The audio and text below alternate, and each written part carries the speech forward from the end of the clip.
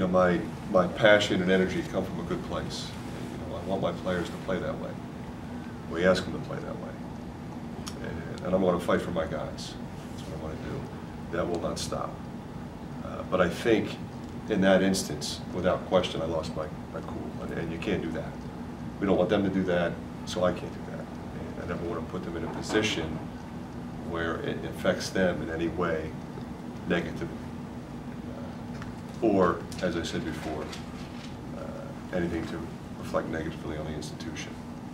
Certainly not my desire. But it's it's a competitive game.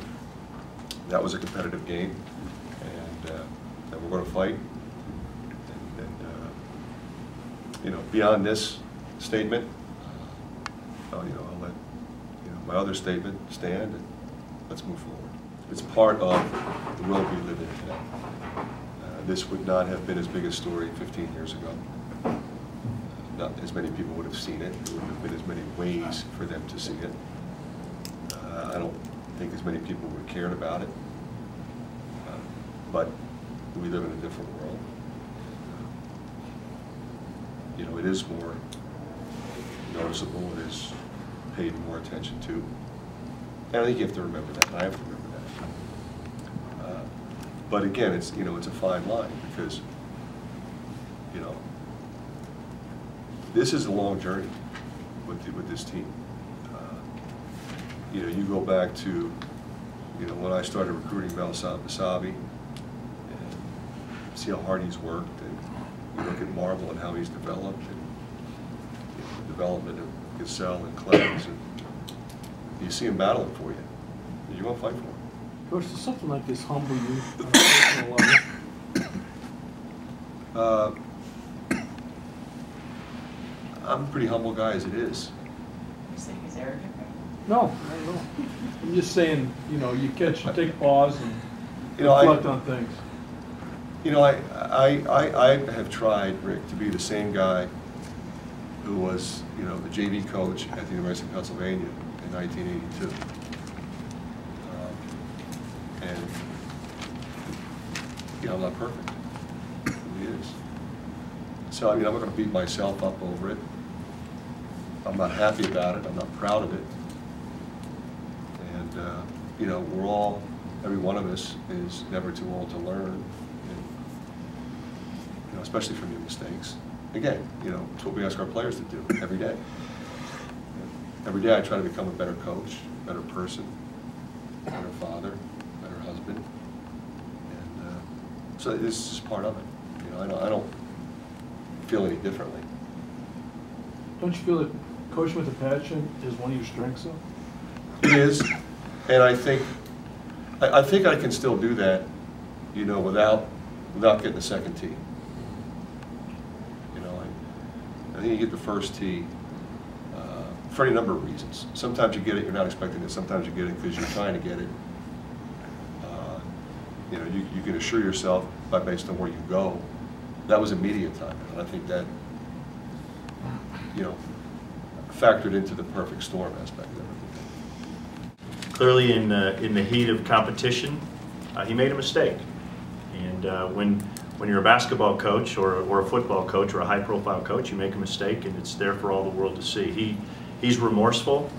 For those of you that have seen him or heard from him, he clearly wishes that he wouldn't have made that mistake, but he did, and we're accepting. He's accepting, and we're accepting the penalty.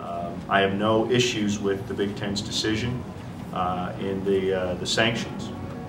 The process, I'm not going to go into detail, but you can imagine I spoke with Fran several times, spoke with members of the Big Ten Conference several times, and at the end of the day, yesterday, is when I received a phone call indicating that Fran would be suspended for a game, receive a public reprimand, and a $10,000 fine.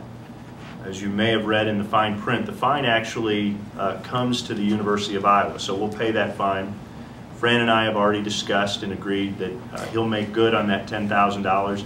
We haven't finalized those details yet.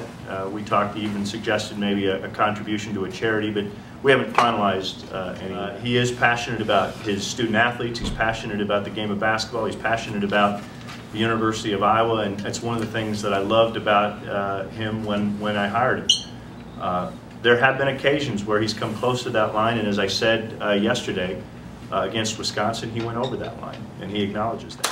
You know, I went into detail and had discussions with the Big Ten about exactly how they came to the conclusion. At this point, I think it's fair to the process to just, that'll remain a private discussion. But in the end, they made the decision, and we fully support it. The video shows that there was physical contact. You know, having a discussion about how it was initiated, it really isn't part of the discussion. Again, we had long discussions. The video was reviewed, as it always would be in a case like this. And when it was all said and done, their decision was made, and we're moving. There is no set strike policy, but clearly, you know, whenever something like this occurs, you know, it's important that it doesn't happen again. And everybody involved understands. I'm not going to speak for her, but Sally has always been very supportive of Fran. You know, she doesn't micromanage the athletic department. She expects us to run it. And so she's been very supportive of how this has unfolded. And I know she feels the same way I do. It was a mistake. Where the discipline is in place, and she's 100% behind. Well, I think one of the things that the players can take from this is that you know, you love the passion, but when someone makes an error, there's consequences. I talk about that with my kids at home all the time. I love my kids. They make mistakes. I make mistakes. Whatever we do in life, there's consequences. So if there's a teachable moment in here, it's that their coach is a guy that they love, they respect, they love playing for him. But when he makes a mistake, there's consequences. So I think that's something that they'll take away from this as well.